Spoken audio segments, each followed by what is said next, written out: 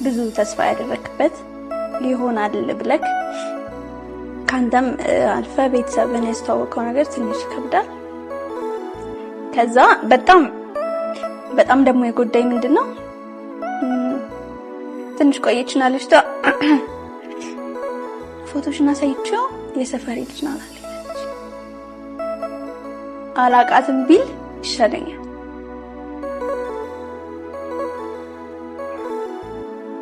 ከዛ እሱ ደግሞ ይበለጠ ይጎዳል። ምንም ነገር አብረክ እንዳላሰለፍክ ማቃት ልጅ ናት መባል ያማል በጣምና ምንም ማድረግ አልቻልኩም በሰዓቱ።